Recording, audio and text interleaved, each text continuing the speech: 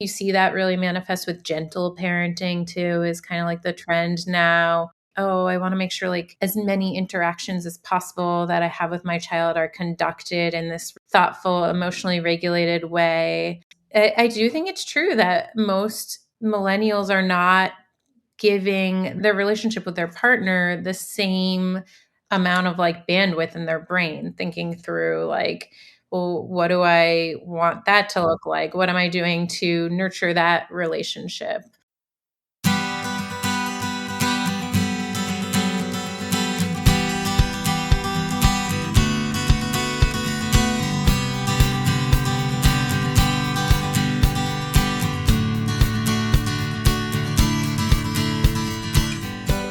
Welcome to Parent Footprint with Dr. Dan. I'm Dr. Dan. This show is about making the world a more loving, accepting, and compassionate place, one parent, one person, and one child at a time. The key to raising healthy and engaged kids is for parents to seek the same in their own lives while striving to be the best versions of themselves each day. No matter who you are or where you came from, with increased awareness, you can be purposeful about leaving a healthy footprint for your children, your family, and all those you care about while living your own life to the fullest. Today's show is Postpartum Maternity Care Gaps with BabyCenter's Robin Hilmantel. Robin is the Senior Director of Editorial Strategy and Growth at BabyCenter. She has more than a decade of experience reporting on and editing stories about parenting, baby products, health news, and lifestyle trends. Before joining the BabyCenter team, Rachel was the digital director at Women's Health, and she also worked as senior editor, news editor, and writer with more than 14 years of experience in health and lifestyle journalism. Her work has appeared in Time, USA Today, Self, Cosmopolitan, Food Network Magazine, New York, and Parade, among many other publications. She lives in Chapel Hill, North Carolina, where she enjoys spending time in her non-working hours with her husband, 3 sons, and tripod dog, Kiwi. Robin, welcome to the show. Thank you so much for having me. Let's start with your journey into this career. I'm wondering when it started and when it became a calling. Yeah, that's a great question. So I live in Chapel Hill now. I actually also went to UNC Chapel Hill. That's where I met my husband. Tar Heels. Yes, go Heels. When I started undergraduate school, I wanted to be a journalism major, and I thought that was my backup plan, that I was going to go to law school and become an attorney. And the backup plan became the primary plan because I just loved this idea of having questions and then having the toolkit that you needed to find the answers, no matter what those questions were. And I was on student publications. I did internships throughout my college years, and knew that I was really drawn to magazines in particular because they have this unique method of storytelling where you get to blend human interest stories and data and really like legitimate expert resources as well, and incorporate visual storytelling. I just loved it. And so after I graduated, I moved to New York, started my career at Cosmopolitan magazine. Not a bad place to start. Yeah, I was very fortunate. It was 2009, so there were not a lot of other people in my cohort moving from Chapel Hill to New York at the time. But it was a really, really fortunate experience that I landed at Cosmo. And I just found in those early years, I was drawn to stories that had either a physical health or mental health component of them.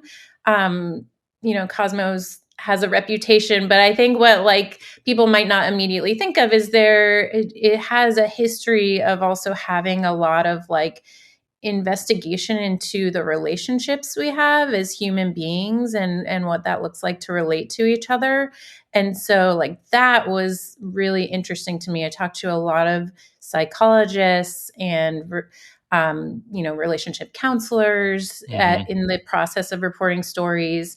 And just every step I took in my career found myself drawn to these physical and mental health stories. And so fast forward to today, I have been at Baby Center for about 3 years now. And what I love about it is not only do I get to continue telling the stories of parents, of experts in this field who have things to say or topics that they feel are being overlooked, but also Baby Center is a unique publication because we have a really robust research leg, and Mm-hmm. we have a team who has a lot of experience in doing these kind of quantitative studies. So we get to see what the parents who are downloading our app and just talking about organically in the community forums, which are super active, by the way. It's like something like more than 700,000 comments every single day are getting Wow. posted there. Wow. We can take these like anecdotal trends Mm-hmm. that we see and then talk to the research team and say like, hey, we'd love to actually like dive into this from a quantitative standpoint too Mm-hmm. and see, put Mm-hmm. some numbers to this. And so that's exactly what we did with this postpartum gaps topic. Yes, which we are going to dive into shortly. I want to say that spending some time on your website, it is so comprehensive. Like, so for everyone listening, if you are expecting, if you have young kids, I mean, there is something for everyone. There's so much health information, there's so much developmental information. Everything is separated by where you are, either in your pregnancy or even if you're trying to get pregnant. I mean, it starts very early and it takes you all the way through, with so many useful metrics and programs within the, how to track everything. And so I was very impressed with it. I could tell how much, or imagine how much time and energy goes into it. And for you guys to be such a hub for so many women and young families for Mhm. health. And as I was thinking, as I was reading the intro, talking about people being healthy and happy and being their best selves, and this goes right to the core of this issue, is how new mothers start life Mhm. and the often lack of support to start life in what we would call maybe an optim in our country, in a way Yep. that's optimal and healthy and supportive. And so I'm going to dive into some of the research that you reference and what Baby Center has come up with. And this was studying over 1700 or so Mhm. mothers, that 41% of mothers feel they have enough support during the postpartum period. Um, but the support they is mostly centered around caring for their newborn. So that's less than half. Yep. That's not a high percentage. And then while 65% of moms say they leave the hospital feeling prepared to care for their newborns, only 47 say they feel prepared to care for themselves, right? So it's like, moms, like, let's start early with just sacrifice yourself. Let's not talk about you. It's not about you, right? It's all about the child. And what we know is now is that the health of parents, and primarily mom, is so critical to the health of a child. And this isn't for Mhm. pressure or mom blaming. It's for like, where are we supporting the unit, right? Yep. Um, Moms of color are disproportionately more likely to say they lack postpartum support. This is not new information, unfortunately. 22% of Asian American Pacific Islander mothers and 32% of Black mothers feel they receive all the support they need, compared to 44% of white mothers. So 44% is low, and then it's even lower when we're Yeah. talking about people of color. And then finally, I know there's a lot, people, moms who take maternity leave for 13 weeks or longer are 29% less likely to experience any anxiety symptoms. And that is really an important stat, because a lot of parents experience postpartum anxiety, mothers, postpartum anxiety, and everyone always talks about the postpartum depression. Mhm. And finally, I thought this is powerful. Moms whose partners took no parental leave are 89% more likely to experience severe anxiety symptoms, showing how important that support is. Yeah. 89%. That is so high. So I know I just gave everyone a lot of information, and I know, Robin, you can handle it because you've been studying and working with this. So what does all this mean for you and Baby Center? Yeah, I mean, I think every mom, and this is truly unfortunate, but I guess there's power at least in knowing this is such a universal experience. But every mom I've talked to, and we see it in our community all the time, um, has a story about feeling their own lack of support in the postpartum experience, the postpartum period. Mm-hmm. So when we wrote a story about these findings, we open up with a mom who was feeling some postpartum anxiety and reached out to her provider. And then it was over, an internet portal, as so many providers have these days. And she was expecting to have a thoughtful conversation about this, leave with some like resources so she could feel like she had some actionable takeaway that could help her feel like I have something I can do about this anxiety.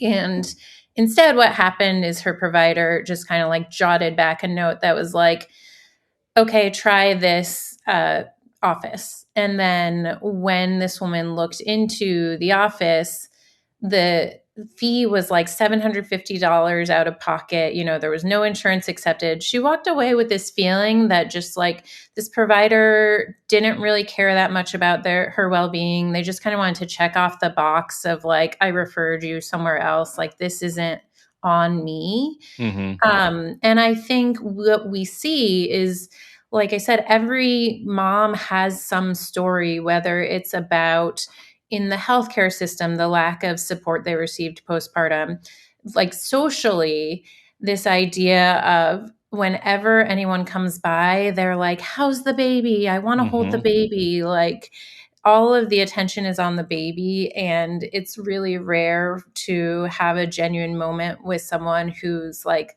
hey, how are you doing as the mom? Like, Mm-hmm. what can I do for you? Mm-hmm. So obviously that's very disheartening, but it was something that we saw coming up so often anecdotally in the women we talked to in our baby center community. So it was important to us to do this research because sometimes data can be power in a way that, when you just have this whisper network of like something's kind of a known entity, it doesn't have the same impact or the same call for change as it does when you can put a number to it. Right. Right. And just the question, how are you doing? Gosh, I mean, it's such a simple question. And Mm-hmm. we're not, our system has not been set up apparently to ask that question. Um, Yeah. it's also written in the article that it's common for newborns to have at least 3 visits with a Mm-hmm. pediatrician in the first 4 weeks, right? We've all Yeah. experienced that. But then in Mm-hmm. contrast, moms have basically one usually checkup with their OB at 6 weeks postpartum. Yeah. Like that's kind of it. Mm-hmm. Um, wow. So, and then I do want to talk about, our peer country. There's a lot of other countries around the Mm-hmm. world who do it differently and we can learn from them. I'm Yeah. wondering if you don't mind me asking, you've done this 3 Sure. times yourself. Yeah. Do you mind sharing about did you experience any of what you are now talking about and working with in your own? Yeah. Yeah. Yeah, absolutely. I'm happy to share. I mean, I think so. My oldest son is 5 years old, and I just have very distinct memories of delivering him. And I mean, becoming a parent is a shock to the system in so many ways. To a certain extent, there's nothing that can prepare you for that. Hmm. But there was really just like not a lot of structural support after he was born that made me feel like I was entering this new stage of my life in a like confident, empowered way. It was like I immediately felt like an imposter. It was like, what am I doing? And in the moment, it was manifesting for me as like, this is a little bit different than, what the results of our survey found. For me, it was manifesting as like, I don't know how to take care of this baby. Like, I don't know what I'm doing. Mm-hmm. But I think also, like, now that I've had time to reflect on it, and that was a few years ago, it was also like I never got a postpartum anxiety diagnosis, but Mm-hmm. I Mm-hmm. felt a lot of anxiety and a Yeah. lot of like disconnect from my everyday life in the way that, again, with like time and space, I'm able to sort of see the connection to like, oh, this is how you describe like signs of depression to people, like, Mm-hmm. Right. um, but it wasn't like no one was even asking me the questions of like that would have helped me identify that in any kind of clear Right. way. Right. It just felt very like survival mode. And my son also had to go to the NICU. It was like a little bit of a traumatic birth, so I Mm-hmm. felt like that also exacerbated a little bit this like my instinct was to be like, oh my gosh, baby's in trouble. Like all emphasis is on like him and like how do we get him healthy? And he was in the NICU for a few days. He's very healthy now. It was Mm-hmm. in retrospect, not that scary in the all the grand scheme of things that could have happened. But it did like is interesting to look back and see there's immediately this mindset of like, Mm-hmm. well, if I want to be a good parent, like, yeah, like I'm pouring all this energy now into this Right. little human, and there's not a lot of support or guidance that shows you how to do that in a way that also is cognizant of your own needs as a Right. mom. Yeah. Right. And just the basic education, or what we call psychoeducation, of this is normal after having a Mhm. baby. Like, here's the normal body Yeah. sensations, feelings, pain. Here Mhm. is symptoms of depression or anxiety. Here's what we typically see that are very common. Here's what we also see that are common and would warrant, let us know, reach out. Whether it's anxiety, Yeah. depression, there Mhm. are things you can do. And it's from other conversations I've had over the years on the podcast in related topics. I've also been made very aware of how early mothers are felt to question themselves and Mhm. um, feel like things are their fault. Like right at the beginning, if you have a child who's not latching on when you're trying to breastfeed, it Mhm. must be something wrong with you, right? Like, what Yeah. kind of mother am I? And so it just Mhm. seems, I know we're talking now about somewhat about narratives, but Mhm. it seems to me it's the system as it is that perpetuates and contributes to all of these things, when there are other things, other Yeah. information, like with Baby Center, people Mhm. know this going in, they could be more prepared if they have that extra support as well. Yeah, I mean that's certainly our hope, and one of our big goals is to empower people with information. And I think, the other big thing is that Baby Center aims to do that I think is so powerful, and I experienced this firsthand, is to connect parents to each other. Mhm. And anytime someone signs up for Baby Center online or downloads the Baby Center app, if they're pregnant, they put in their due date. If they have a child, they can put in their baby's birthday if they'd like. And you're automatically entered into what we call a birth month club, which means if you have a baby due February 2024, you're connected to all the other parents who also have a baby due at that same time. And it's incredible to see the engagement among these parents who, if they have nothing else in common, that is something that binds them together. Mm. And I will say, I have a friend who, when my son was born, my oldest son, she was like, I would have described her as like oh, she's married to one of my husband's closest friends. We kind of knew Mm-hmm. each other, but we didn't have our own relationship really. And her daughter was born 6 days before my son. And even though we didn't live in the same place, we hadn't known each other very well prior to that point, we started texting. And it just to have someone going through the same things as you Mm-hmm. and validating you, like that was what really helped me enter motherhood the way that like I wish I had been able to from the start, was in seeing how hard she was trying and what a struggle it was. And Mm-hmm. I mean, I think at everyone's core, it's you're asking yourself, like, am I a good parent, right? Right. Um, Right. and seeing her struggle in similar ways to me, but then being able to recognize, like, of course she's a good parent. I can like look in on this other person and see that, allowed me to like reflect that on myself as well. And I think there were times, she was super supportive. We're friends to this day, where Mm-hmm. she said to me like, "Oh, Robin, you're such a great mom."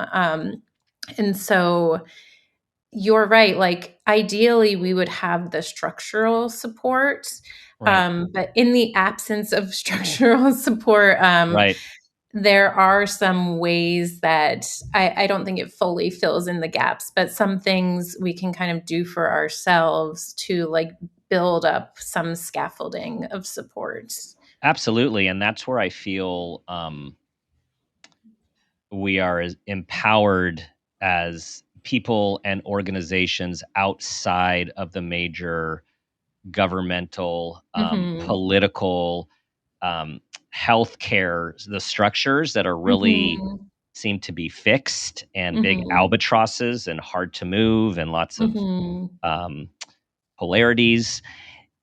There's these rooms for people Mhm. and socially minded people and companies to come to the cause to fill in the gaps, and they're Mhm. critical. I mean, they're literally life saving in many cases. Mhm. So, yeah, this is exactly what Baby Center is doing for soon to early moms, soon to be moms, Mhm. postpartum moms.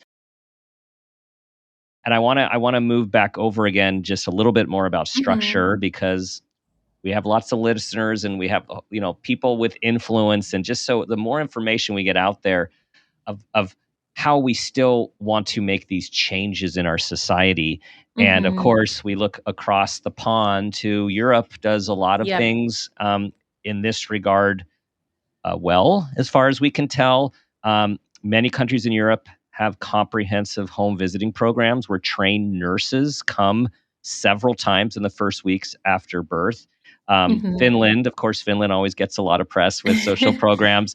Um, all new parents for almost 100 years have been given baby boxes, which is a Mhm. gift from the government, which includes clothes, diapers, and bathing supplies. And the box that it comes in has a mattress and doubles as a bassinet.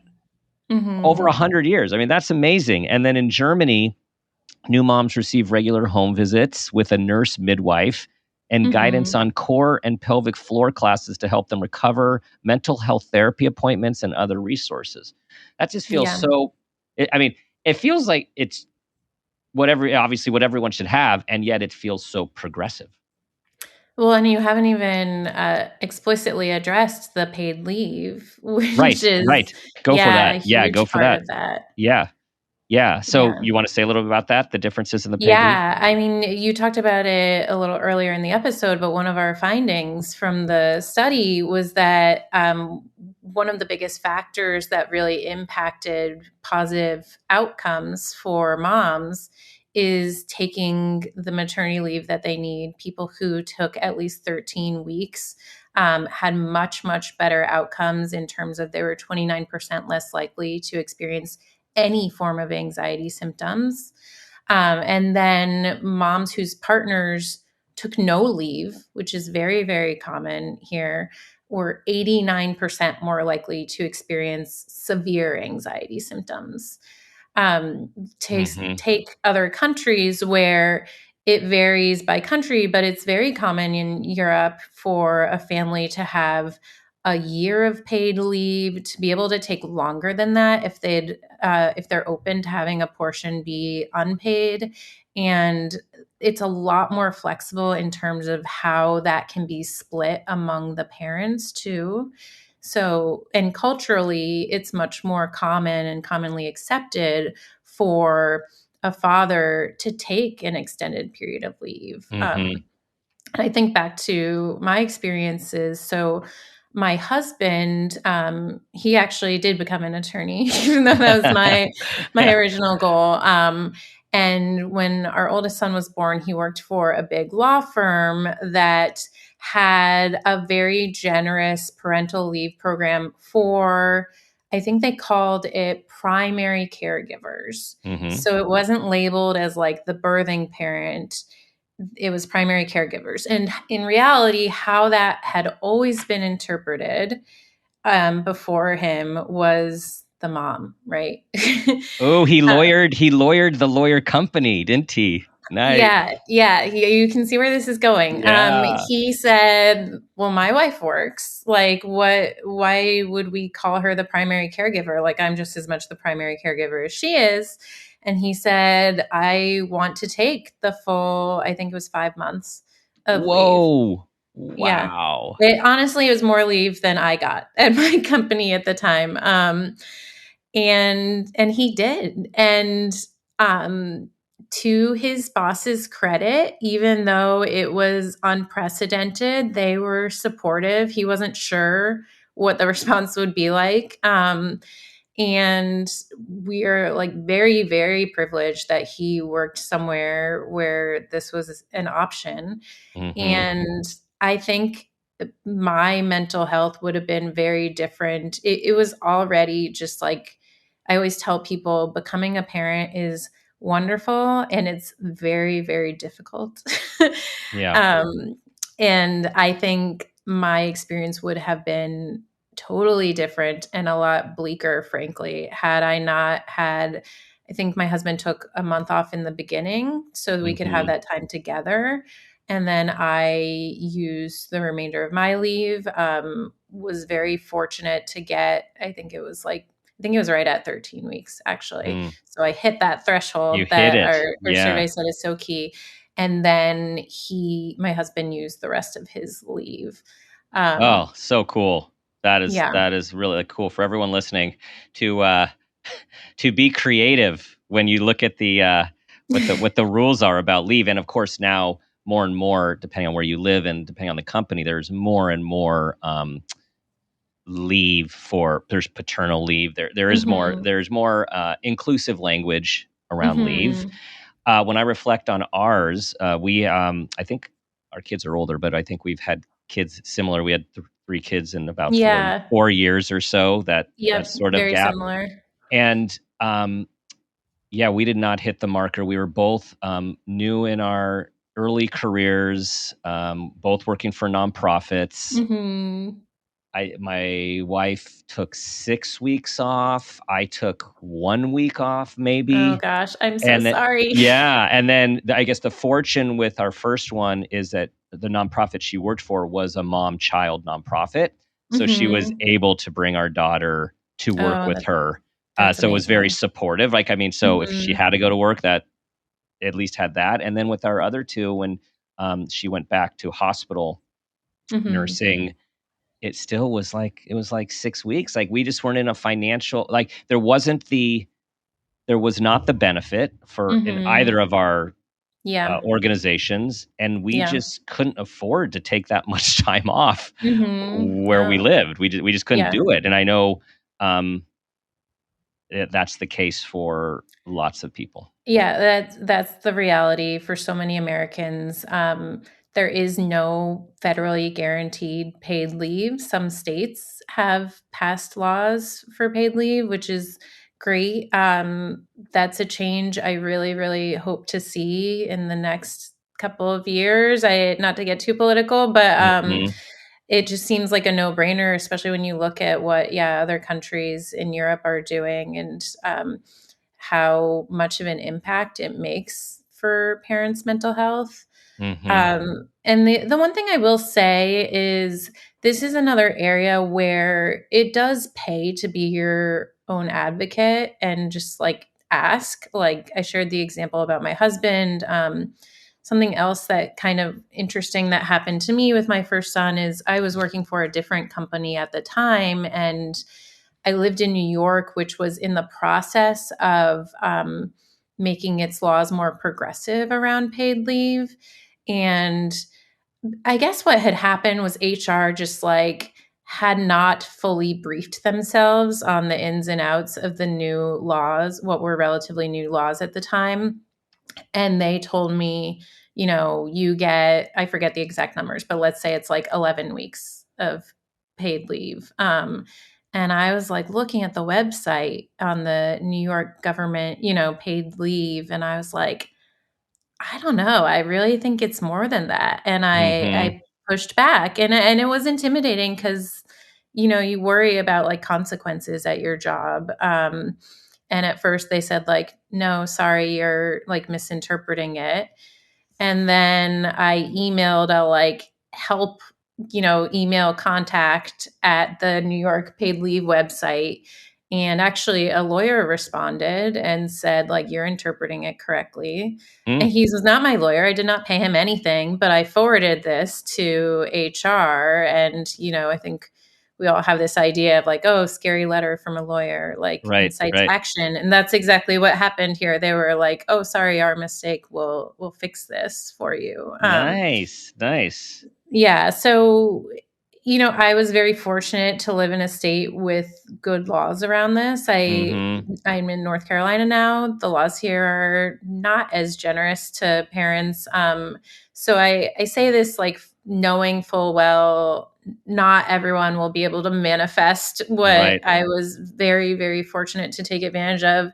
But even if there aren't laws that are favorable, you can always ask your employer, I really feel like I need more time. Is it possible to take like another couple of weeks for partial pay? Could I apply like these days to it that wouldn't necessarily, like the normal Mm-hmm. policy is not to be able to use this kind of like leave Right. for this.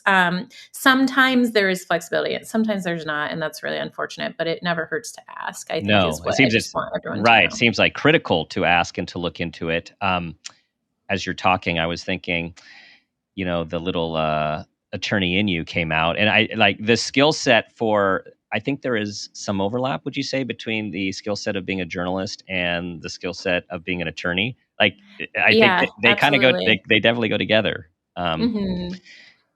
And good for you. You let your husband do the law school thing, so you can just benefit from the expertise and use your own journalistic skills to move the needle in question. Yeah. Yeah. Yeah. My husband would say I was the one who made the right choice Yeah, there. But I've heard that before. Okay, so knowing from the research that more than half, very likely, 'cause, this is a hmm. generalizable sample size, more than half of U.S. mothers do not Hmm. feel their needs are being met, do not feel they have the support they need. And this is even more extreme for many people of color, mothers of color. Hmm. How can Baby Center tell us a little bit more? I alluded to some of the programs, but like Hmm. where should people hone in on to know that besides the community where we can fill the gaps through the Baby Center services programs? Sure. Yeah. I mean, I think one thing is you alluded to this. There's a lot of great health information on the Baby Center app and on our website. So one of the ways that people don't feel supported is that I should say moms often don't feel supported in the postpartum period is they have symptoms that they don't know what to make of them. And it's completely understandable because, especially if you're a first time mom, you would never have experienced postpartum symptoms before. How would you know what's normal and what's not? And I think the most important thing is to trust your gut and bring something up with a healthcare provider if you are uncertain about it. And if it feels like they're dismissive anyway, kind of like probe that, be like, oh, that's great. You don't think it's a concern. What makes you think that? But the other thing that Baby Center can offer that I think is really helpful is we do have a lot of information about different symptoms you might be experiencing, or like what's normal, what's not, signs of postpartum anxiety or depression. And I think what happens when people can use that as like a baseline way to inform themselves is it does help you feel more confident entering into conversations with healthcare providers to, again, we keep coming back to this idea of like advocating for yourself, and how the systems in an ideal world would be in place where we wouldn't have to be such fierce advocates for ourselves. But unfortunately, that's not our Right. reality. No.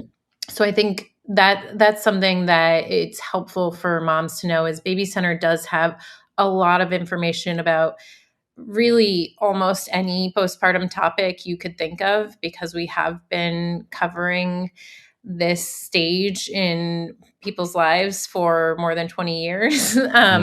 So, you can go down the rabbit hole of reading articles, and, everyone always says like, oh, don't Google your symptoms. That's like a fast way to provoke anxiety. It can be. I think the flip side of that is when the resource is reputable, and on Baby Center everything's medically reviewed. We're using experts as sources, so you don't have to worry about the unreliability factor. When you know it's reliable, it can also be helpful to arm yourself with information. So I Yes, think that's absolutely. how we aim to be a resource. And about how many users do you estimate that you have at this point? It is in the millions. I would have to look up the Yeah, exact so the number for millions. you. That's I was just looking for a ballpark, right? I mean, if you have Yeah. 700,000 posts a day, I was figuring there's got Yeah. to be lots, and this is a huge community. Yeah, I Yeah. think, and it, we have like our app audience, and then there's the web audience. I mean, the web audience alone is over 10 million. And Wow. then there are people who engage with us primarily on social media. So yeah, we're touching like millions and millions of parents across all these different platforms. That is awesome. That is awesome. Okay, I have to. As I was going through the website, I was Mhm. checking out the blogs, and there was Uh-huh. one that just, oh man, I'm excited. I had to talk to you about this. So this is moving from postpartum to parenting, and of course, this Sure. is all about relates to parenting, of Yep. course. And it was on millennial moms, Hmm. and so the article, the blog talks about how millennial moms are like turning things on end. They often the millennials in general get a bad rap of being like more self-absorbed and self-centered, Yep. but actually they're really savvy. Um, a quote, underemployed but entrepreneurial, educated but in debt, digital natives fluent with technology and new media. But back to the basics with strong focus on environment, health, and nutrition. Okay, so that's just to set it up. But here's the thing that I wanted to talk to you about, which uh, is that the Pew Research Center report on millennials overall found that 52% saying being a good parent is, quote, one of the most important things hmm in life, compared to, which is 24% higher than Gen X, so one generation hmm away. Actually, not one is that two generations away? I think Yeah, I think I'm Gen the X, and there's boomers Gen right above Z. us, I Is think. there Gen Z and then Gen X? I don't know. Okay, this is the comparison. So Yes. 24% higher than Gen X, and then Hmm. only 30% say the same about having a successful marriage, which is 14% lower than Gen X. So Hmm. the thing that struck me, and I'm not comparing generations. Yeah. That's not what's Hmm. important to me in this point. It is, wow, this is interesting. This is interesting because, and it makes sense in many ways, that as the generations have gone on, there is such a focus on parenting and being a good Mhm. parent and raising successful kids. And we've seen Mhm. this trend for a Yep. few decades now. And then of course we get the, helicopter parents and um, all these different terms Yep. of like a little like too much. Yep. I guess so. I get that. That's not surprising. But I guess what was surprising to me, maybe it shouldn't have been, and also I wanted to raise a little bit of the alarm bells and talk to you about Yeah. was people not thinking their relationship with their significant other, and in Mhm. most cases the other parent of their child, is as important, and Yeah. how that trickles down to over focus on children at the expense of relationship and all that goes on for the next 20 plus years until kids go away, and then 50% Yeah. divorce rate of Mhm. when they have an empty nest sort of thing. Yeah. So I'm wondering what Yeah, you're a different there's a lot generation than there to me. unpack. I'm 53. You are a Mhm. younger generation. So I just was curious, both Yeah, personal I and am a professional. millennial parent, Yeah. so, yeah, I'm in this Yeah. demographic that we're talking about. I mean, starting with the pressure to be a good parent, and this is something we see all the time among like the parents in our audience. And you think about like what do my school lunches look like? That is one micro example of how this manifests. And Hmm. it was like you throw in like a bag of Lay's potato chips and like a Coca-Cola, a turkey sandwich, and like that is your lunch. That was the norm when I was going to elementary school in the 90s. Hmm. Hmm. And then today it's like every kid has this little bento box and they're like cucumbers Yeah. cut into hearts in one compartment. And then there's like, even if you have the same components, like sliced turkey, it's like, rolled up into like turkey sushi for the kids. Yeah. So I think, you could pick really like any aspect of parenting. I just picked lunches Yes. because I feel like it illustrates this point of the expectations feel higher now for parenting than I'm sure my mom would like disagree with this in some ways if Yeah. I were Right. talking to her, but there's just like a lot of pressure for every single aspect of parenting to feel really intentional and Hmm. thoughtful. And I think you see that really manifest with gentle parenting too, is kind of Yep. like the trend now, Hmm. where it's like, oh, I want to make sure like as many interactions as possible that I have with my child are conducted in this really like thoughtful, emotionally regulated way. Yes. And I do think it's true that most millennials are not giving their relationship with their partner the same amount of like bandwidth in their brain, thinking through like, well, what do I want that Yes. to look like? What am I doing to nurture that relationship?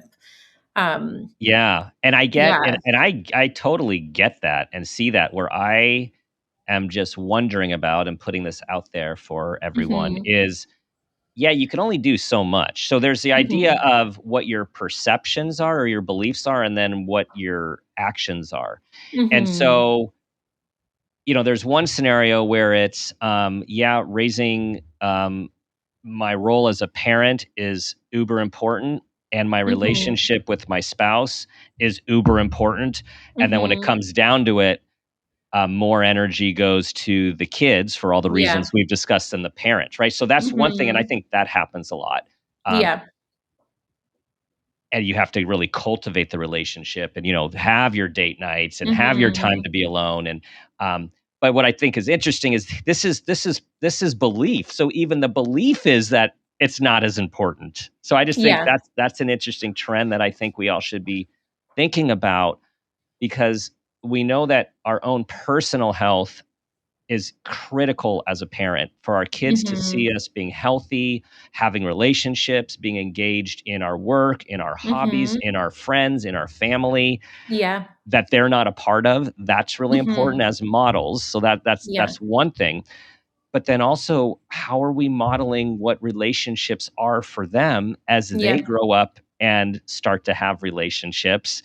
And then Mhm. also, how do we cultivate those relationships when our kids don't need us as much? Like, there's this awakening that Yeah. happens at some point. You don't get the memo.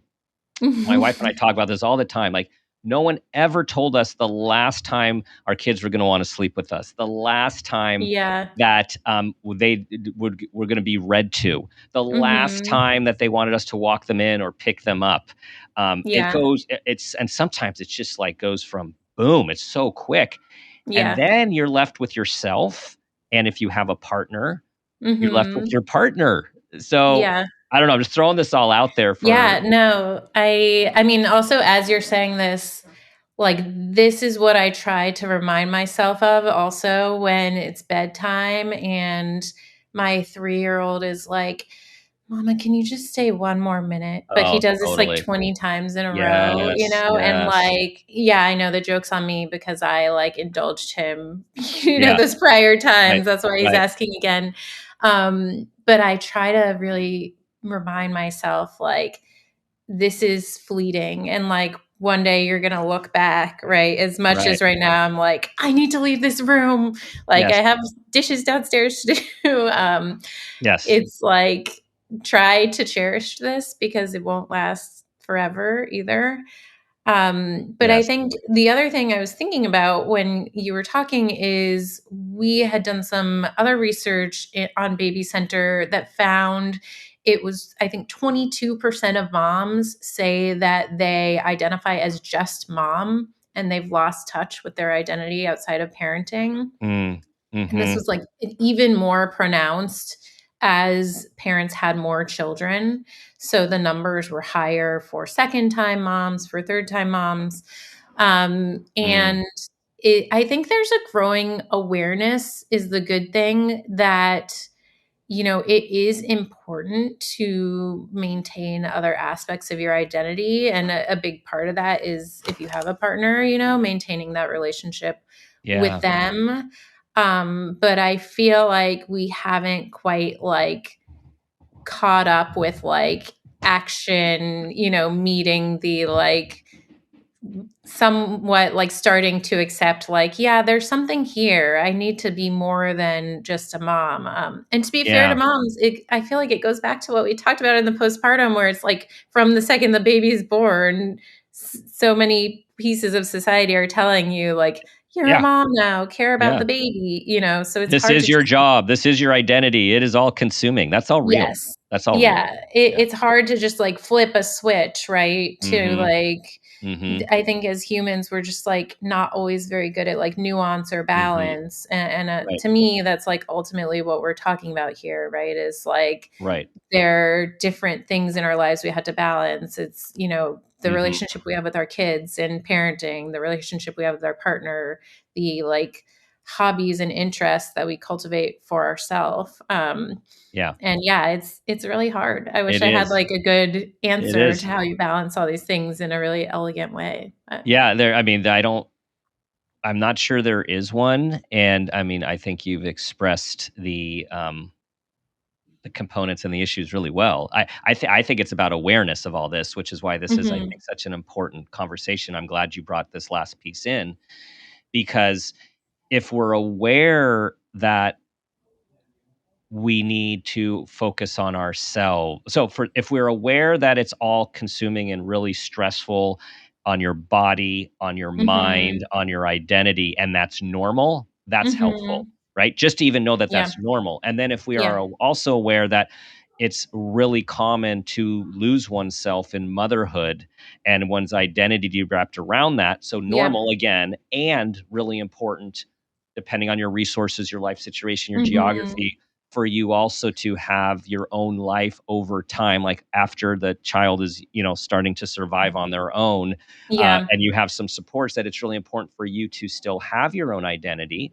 mhm, Also, that it's very normal for couples to feel some levels of disconnect at mhm, times after pregnancy, in the early years, throughout. Like, it's normal. I mean, because the focus does become on the kids and job mhm. and um, economics. And so Yeah, just that it's normal, but that we need to be aware of it if we're trying to be as whole as possible, and we are trying Mhm. to grow as humans throughout the life course. Yeah. Yeah, when we were reporting on that research that found almost 1 in 4 moms identifies as like just mom and has sort of lost this sense of herself as a whole being, one of the tips from experts that I really liked was that it doesn't have to be like, oh, I go buy a like membership at a gym and like have to carve out an hour a day to do this. Like, you can start small. Like, if you're driving the kids to daycare and they're asking you, like my sons do all the time, to play PJ Mask songs, like, you can say no and play the Yeah. music you want to play, Yeah. Right. Right. so I thought that was kind of a clever way to take something that can feel really daunting. I know, like, Oh, I feel I like overwhelmed that. sometimes when it's like I feel so busy, and I know this is a common sentiment among moms and overwhelmed. And so this idea of like, but now you have to carve out time for yourself too if you want to be doing it like quote unquote right.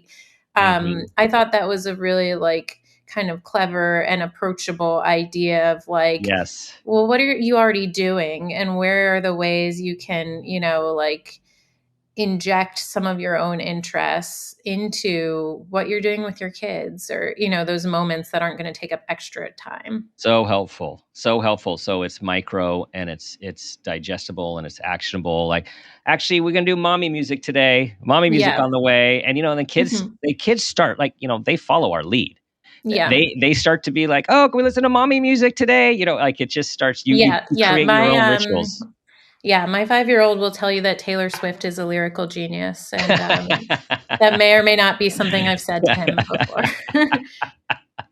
Wow, how evolved is your 5-year-old?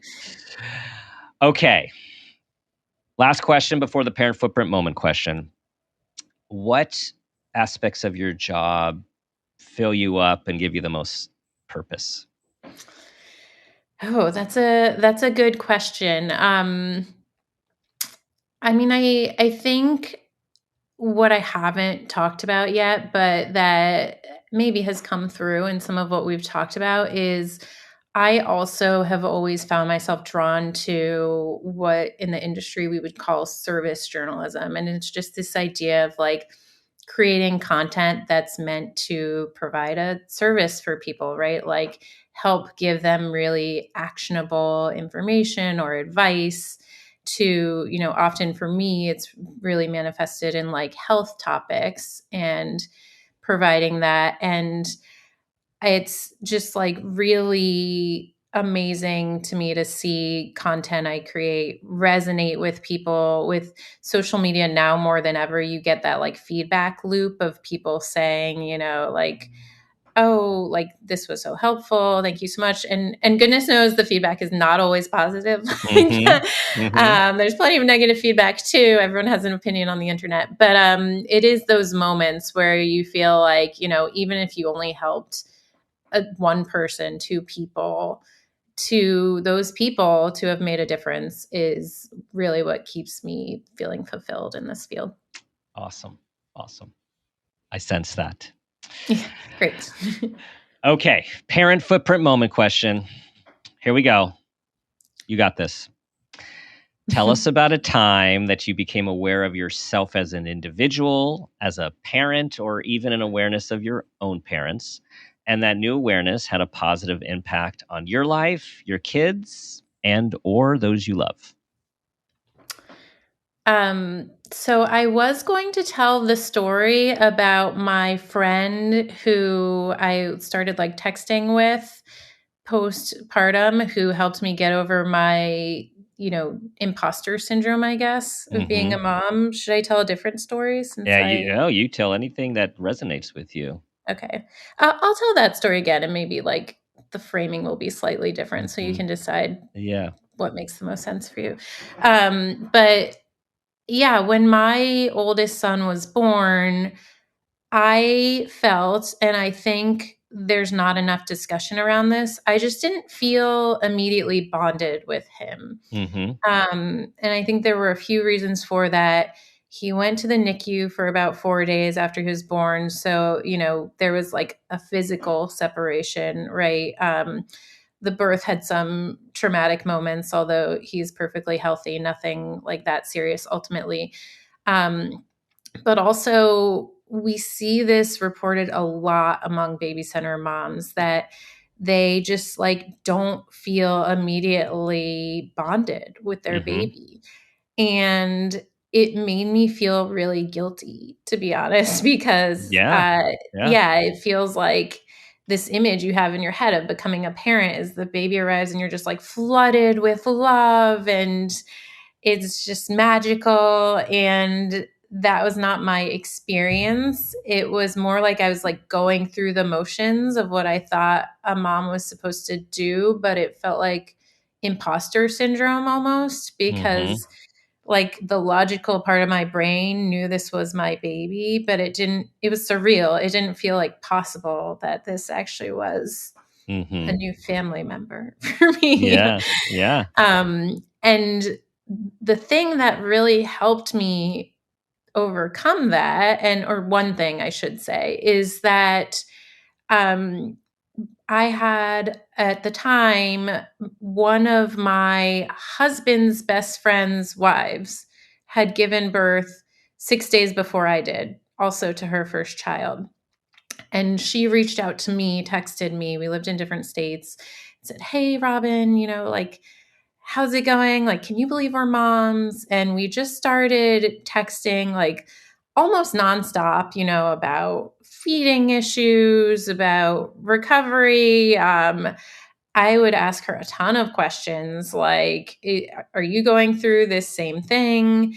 And she really like validated all of the struggles that I was going through. I saw how she was experiencing such similar things that it made me feel like seen as a parent.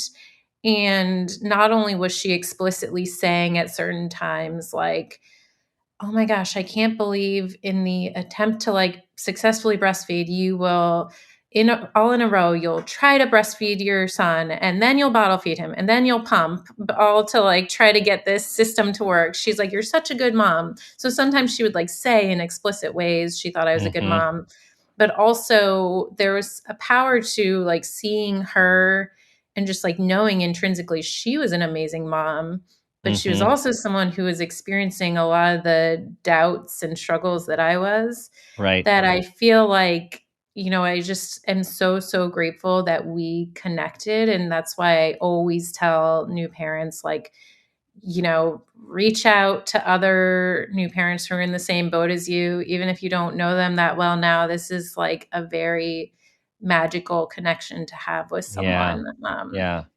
And it really just helped me see myself as a mom in a way that I couldn't before that. Yeah. That's really powerful because you're able to see yourself through her. Like you're like, Mhm. she's a great mom, but wait, she's having some of the same struggles that I am, and she's a great mom. Oh, you're right. Yeah. Like, oh, like helping you put it together for yourself. And I'm really glad that you did bring up also the challenge of bonding, which again is often very normal, but again, Mhm. no one gets told that, and Yeah. then moms feel there is something wrong with them, right? The all Yes. so this the information is so important. It can change everything. Mhm. Yeah. Yeah. Well, thank you for sharing your story, your moment, and all of your expertise in your field and with Baby Center. I know it's very easy for people to find you guys. So tell everyone how to get linked up. Yeah, absolutely. So I would say the best experience is on our app. So you can find our app, download it, it's free. We also are on the web at babycenter.com, and you can follow us as well if you're on Instagram, TikTok, or X. We have presences on, and Facebook, I should say, on all of those platforms. Awesome. Check it out, everybody. Check it out. A whole treasure trove of information for you and those you care about. Robin, thank you. Really enjoyed the Thank conversation. you. Yeah, this was great.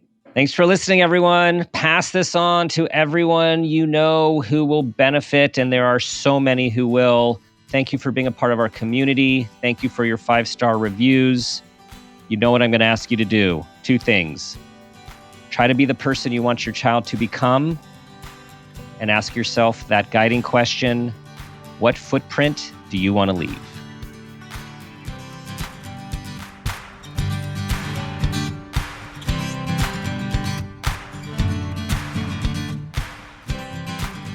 This has been a Peters and Rossi production. Parent Footprint with Dr. Dan is produced by Laura Rossi. Our engineer is Phil Rossi. Theme music is Strummer Man, composed and performed by Pro Tunes. Artwork is by Garrett Ross. Follow us on Instagram and Facebook at Parent Footprint Podcast and on Twitter at Dr. Dan Peters. For more information, go to exactlyrightmedia.com.